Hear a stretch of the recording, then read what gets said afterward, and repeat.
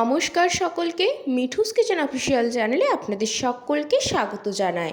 আশা করি আপনারা যেখান থেকে আমার এই ভিডিওটি দেখছেন আপনারা সকলে ভালো আছেন এবং সুস্থ আছেন। আজকে আপনাদের সাথে শেয়ার করে নেব চিকেন কিমার রেসিপি, যা কিন্তু রুটি পরোটার সাথে খেতে ভীষণ ভালো লাগে। তাহলে চলুন রেসিপিটি শুরু করা যাক। তার জন্য প্রথমে একটি বোলের মধ্যে 250 গ্রাম চিকেন কিমা আমি এখানে আগে থাকতে পরিষ্কার করে ধুয়ে নিয়েছিলাম। তার মধ্যে দিয়েছি পরিমাণ মতো নুন, পরিমাণ মতো দিয়েছি গোলমরিচের গুঁড়ো এবং ছোটো চামচের 1 চামচের দিয়েছি টক দই। সমস্ত উপকরণগুলো চিকেন কিমার মধ্যে খুব ভালো করে মাখিয়ে নিতে হবে। যতক্ষণ না সমস্ত উপকরণগুলো চিকেন কিমার সাথে ভালোভাবে মেশানো হচ্ছে ততক্ষণ কিন্তু আমি এটাকে ভালো করে মিশিয়ে নিয়ে প্রায় আধ ঘন্টার মতো এটাকে ম্যারিনেশনে রেখে দিয়েছিলাম। হাতে সময় বেশি থাকলে 1 থেকে 1.5 ঘন্টাও সময় নিয়ে ম্যারিনেশনে রাখতে পারেন। তাহলে যত বেশি সময় ম্যারিনেশনে থাকবে ততই কিন্তু টেস্টটা খুব ভালো আসে। আর এই রেসিপিটা কিন্তু রুটি পরোটার সাথে কিন্তু ভীষণ ভালো লাগে। যারা বাড়িতে এইভাবে আগে বানিয়ে দেখেছেন তারা তো জানেন, যারা বানাননি তারা একবার হলেও আমার রেসিপিটি ফলো করে দেখতে পারেন। এরপরে আমি এখানে একটা মশলার পেস্ট করে নেব। তার জন্য নিয়েছি একটা বড় সাইজের টমেটো, সেটাকে খুব সুন্দর করে কিন্তু আমি পেস্ট করে নিয়েছি। এরপর কড়াইয়ের মধ্যে আগে থাকতে আমি রিফাইন অয়েল গরম করতে বসিয়ে দিয়েছিলাম। যেহেতু পুরো রান্নাটা আমি সাদা তেলে করব, তার জন্য তেলটা খুব ভালো করে গরম হয়ে আসলে টুকরো করে খোসা ছাড়িয়ে রাখা এখানে আমি আলু নিয়ে নিয়েছি। এর মধ্যে দিয়েছি পরিমাণ মতো নুন এবং পরিমাণ মতো হলুদের গুঁড়ো। আলুটাকে আগে থেকে ভেজে নিলে টেস্টটা খুব ভালো আসে। সেই ক্ষেত্রে আলুটাকে আগে থেকেই ভেজে নিতে হবে, কাঁচা আলু তো ব্যবহার করা যাবে না।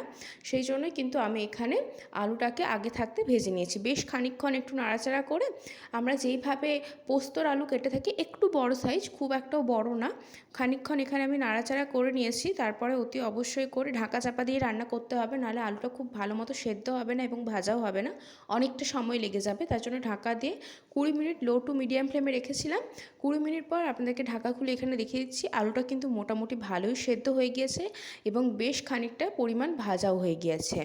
ঢাকা খুলে আবারও বেশ খানিকক্ষণ একটু নাড়াচাড়া করে ঠিক এইভাবে কিন্তু একটু লালচে লালচে করে কিন্তু আমি আলুটাকে ভেজে নিয়েছিলাম, যাতে করে আলুটাও টেস্টটা খুব ভালো আসে এবং একটু বেশি লালচে করে ভাজলে টেস্টটা খুব ভালো আসে। এবং আপনাদেরকে একটা আলু আমি কেটেও দেখিয়ে দিচ্ছি।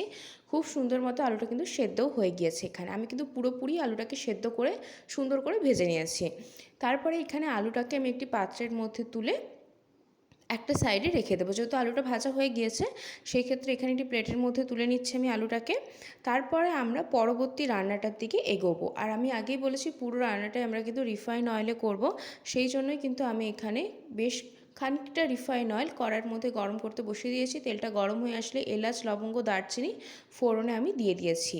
তারপরে এই ফোড়নটা দেওয়ার সাথে সাথে কিন্তু আমি দিয়ে দিচ্ছি এর মধ্যে বেশ খানিকটা পরিমাণ গ্রেট করে রাখা রসুন। এখানে প্রায় 15 থেকে 20 কোয়া রসুন রয়েছে। রসুনের পরিমাণটা একটু বেশি দিতে হবে।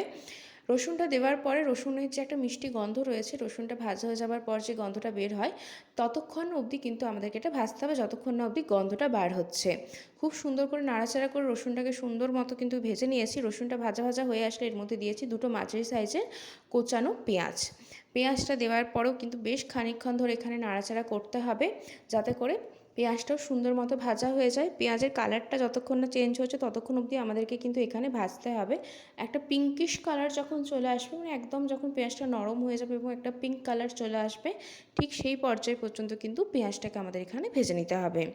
এই রান্নাটা কিন্তু খুবই ইজি প্রসেসে, ভাতের সাথেও ভালো লাগে, তবে আমার মনে হয় রুটি, তন্দুরি, বাটার নান, পরোটা এই সমস্ত জাতীয় খাবারের সাথে বেশি ভালো লাগে। যারা বাড়িতে বানিয়ে দেখেছে তারা জানেন কতটা টেস্টি হয় এই চিকেন কিমার রেসিপি।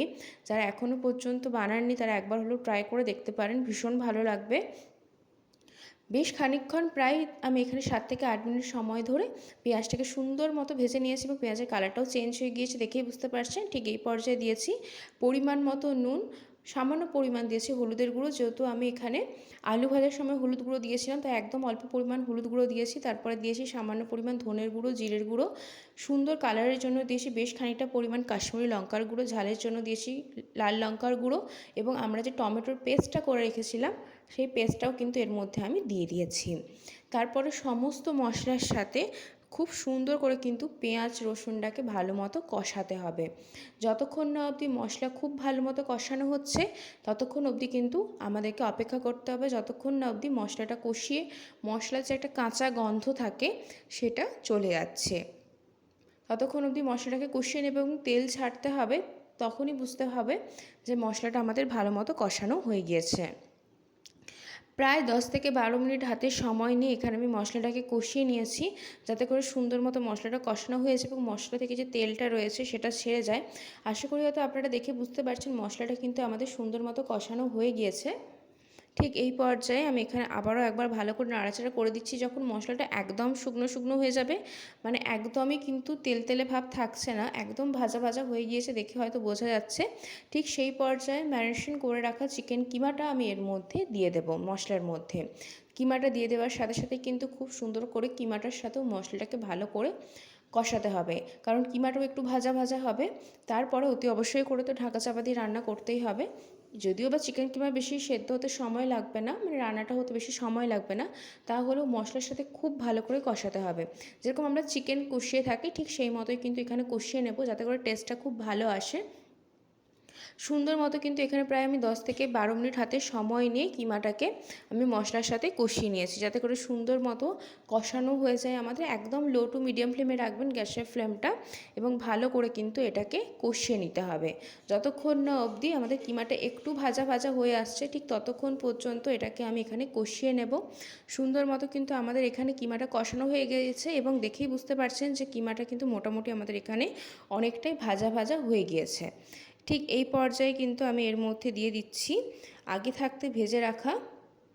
আগে আমরা এর মধ্যে বেশ খানিকটা পরিমাণে, কিছুটা পরিমাণ হলেও আপনারা এখানে কম বেশি করে নিতে পারেন, তবে আমার মনে হয় এক্ষেত্রে যদি যতটা পরিমাণে এখানে চিকেন কিমাটাকে ভালো করে ভেজে নেওয়া যায়, তারপরে সমস্ত উপকরণগুলো দেওয়া যায়, ততই কিন্তু ভালো হবে। তার জন্য চিকেন কিমাটা একদম ঝুরঝুরে হওয়া পর্যন্ত কিন্তু আমি এখানে ভেজে নিয়েছি। আশা করি দেখে বুঝতে পারছেন একদম ঝুরঝুরে হয়ে গিয়েছে। যেরকম একটা মাখো মাখো ব্যাপার ছিল তেমনটা কিন্তু নেই, একদম ঝরঝরে হয়ে গিয়েছে। ঠিক সেই পর্যায় পর্যন্ত কিন্তু আমি এখানে চিকেন কিমাটাকে সুন্দর মতো হাতে সময় নিয়ে গ্যাসের ফ্লেমটা লো টু মিডিয়ামে রেখে ভেজে নিয়েছি। এরপরে আমি দিয়ে দিচ্ছি আগে থাকতে ভেজে রাখা নুন হলুদ দিয়ে আলু যেগুলো ভেজে রেখেছিলাম সেগুলো দিয়ে দিয়েছি। সেগুলোও কিন্তু চিকেন কিমার সাথে কষিয়ে নিচ্ছি। কষানো যত ভালো হবে ততই কিন্তু টেস্টটা ভালো আসবে, আমি আগেই বলেছি।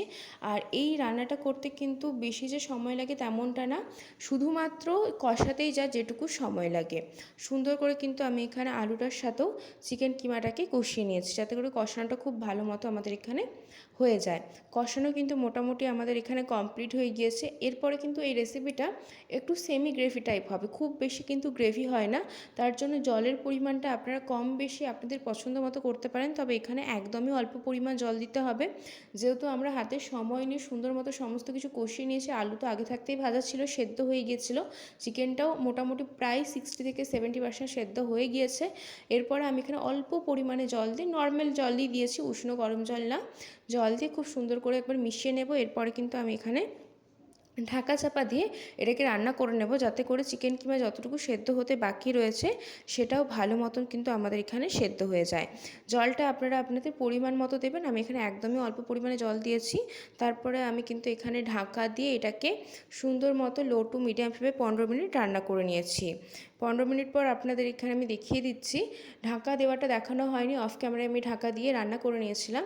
তারপরে খুব সুন্দর করে আরেকবার মিশিয়ে দিয়ে ওপর থেকে দিয়ে দিচ্ছি আমি বেশ খানিকটা পরিমাণ, প্রথমেই দেব 1 চামচ গাওয়া ঘি, এবং বেশ খানিকটা পরিমাণ আমি এখানে গরম মশলা গুঁড়ো দিয়ে দেবো। তাহলে কিন্তু আমাদের চিকেন কিমার রেসিপি একদম রেডি হয়ে যাবে। আজকের রেসিপি আপনাদের কেমন লাগলো অতি অবশ্যই করে কমেন্ট করে জানাবেন। যদি ভালো লেগে থাকে অবশ্যই করে আমার চ্যানেলটিকে সাবস্ক্রাইব করে দিবেন, লাইক শেয়ার কমেন্ট করতে ভুলবেন না। আর যদি এরকম নিত্য নতুন রেসিপি পেতে চান তাহলে অতি অবশ্যই করে আমার চ্যানেলটিকে সাবস্ক্রাইব করে দিয়ে আমার চ্যানেলের পাশে থাকার অনুরোধ রইল। কিমা কিন্তু একদমই রেডি হয়ে গিয়েছে। আমি কিন্তু এখানে একটি পাত্রের মধ্যে চিকেন কিমাটা সার্ভ করে দিচ্ছি। গরম গরম রুটি, পরোটা, বাটার নান, তন্দুরি রুটি, রুমালি রুটির সাথে খেতে কিন্তু অসাধারণ লাগে। যারা বাড়িতে এইভাবে চিকেন কিমার রেসিপি বানিয়ে দেখেছেন তারা জানেন কতটা টেস্টি খেতে হয়।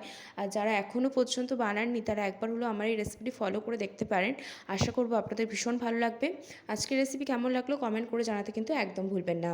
আর এই রেসিপিটি যতটা দেখতে না লোভনীয় হয়েছে, খেতে কিন্তু ভীষণ লোভনীয় হয়েছিল। বাড়িতে অবশ্যই করে বানিয়ে দেখবেন এবং কমেন্ট করে জানাবেন আপনাদের কেমন লাগলো।